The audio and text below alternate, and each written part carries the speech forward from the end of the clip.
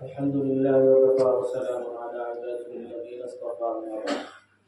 أعوذ بالله من الشيطان الرجيم. بسم الله الرحمن الرحيم. ووصى بها إبراهيم بنيه ويعقوب يا بني إن الله اصطفى لكم الدين فلا تموتن إلا وأنتم مسلمون. صدق الله العظيم. صلى الله على سيدنا ومولانا محمد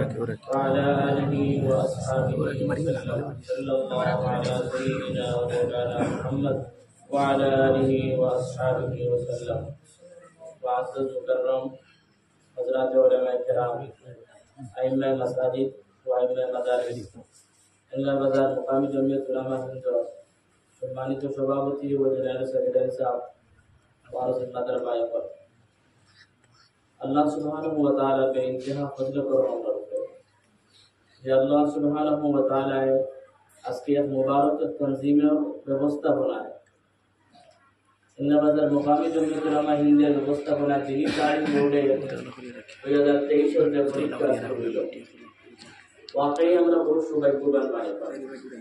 আল্লাহ রাব্বুল আলামিন আমরা ওলামার জামাতের নিকটে আমরা রাখছেন जमीयत उलमा हिंद हिंदुस्तान और वो जमातुल नाम जे जमातुल ihsan हिंदुस्तान और हर तबका मानसे ये ihsan के गौरी जमातुल है उलमा तंजीम जमीयत उलमा हिंद जरा पुराना संगठन उलमा जमीयत उलमा हिंद तारीख और कुर्बानी और जिद्द जिद्द तो बहुत कुर्बानी और আছে लंबा इतिहास 1799 के समय हजरत টিপু সুলতান রহমতুল্লাহ আলাইহি ওফাতের পরে ইংরেজরা যে সময় তিনি এলান করলা কথা যে খেলাফত খুদা কি হুকুমত বাদশাহ বাহাদুর কি আর বাদশাহত তারা যে বাদশাহত তারা হুকুমত এই তিন এলানের বাদে এই সময় को तमाम আকাবিরিন উলামায়ে কেরাম হল এক মত হইয়া ফতোয়া দিছে যেমন এই ইংরেজর गुलाम की देश बनी हुई है गुलाम जिंदगी की बसपल लगी तमाम उलमा लगी जिद्दोजहद बड़ा जरूरी है उनको 1803 मुस्तादर में हजरत शाह अब्दुल अजीज मुहद्दिस दहलवी रहमतुल्लाह अलैहि फतवा देवार बादे इंग्रेजों ने प्राय लोग को मुसलमान पर 5 लाख मुसलमानों पर शहादत शहीद कर सके 57000 उलमाए केरामों पर भारत और स्वाधीन करते कि अपना शहीद हुई এখনো পর্যন্ত হয়তো আমরা কি ইবাদতের মুক্ত আকাশের নিচে আমরা বাতাস পেলাম না অনেক যদি আকাবিরিন উলামায়ে কেরামের জমিয়তের কুরবানি দেশের মধ্যে থাকতো না ইংরেজের গোলাম থেকে এখনো পর্যন্ত হয়তো আমরা কি মান রক্ষা করলাম না দেখো লম্বা ইতিহাস উলামায়ে কেরাম বলে জমিয়ত উলামা হিন্দ 19 নভেম্বর 1919 এর মধ্যে জমিয়ত উলামা হিন্দ স্থাপিত হয়েছে এর আগে জমিয়তুল আজকার কি আপনার 1799 থেকে রাখতে করিয়া আপনার জমিয়ত উলামা হিন্দ খেদমত চলিয়া আর 1919 এর মধ্যে আমরা জমিয়ত উলামা হিন্দের ব্যবস্থাপনা এই জমিয়ত উলামা হিন্দ তৈরি করা হয়েছে তো মুহতারাম হাজিরিন যে জমিয়ত উলামা হিন্দের কুরবানি হল আর উলামায়ে দেওবন্দের কুরবানি হল এই হিন্দুস্তানের তারিখের মধ্যে প্রথম চ্যাপ্টারের মধ্যে তাহা দরকার আছে যাই হোক আমরা বহুত বদনসিবি যারা জানে তারিখ হল যারা জানে লেকিন আমরা আনে वाला যে আমরা নসল যারা আছে এনারা সম্পর্কে আমরা জমিয়তের ইতিহাস এবং উলামায়ে দেওবন্দের ইতিহাস জানাই আমরা লাগে অন্তর করতে হবে মুহতারাম হাজিরিন এখনো পর্যন্ত জমিয়ত উলামা হিন্দের একটা প্রতি মুহূর্তে সময় জমিয়ত উলামা হিন্দের এই কর্ম যে ভারতের মুসলমানগণ কিলাখান শান্ত সৃষ্টি হিসাবে প্রাপ্ত করে এবং ভারতের মুসলমানগণ কিলাখান আপনার এই জমিয়ত উলামা হিন্দের খেদমত করিয়া ঈমান ও ইসলাম বাঁচাইয়া থাকতে পারে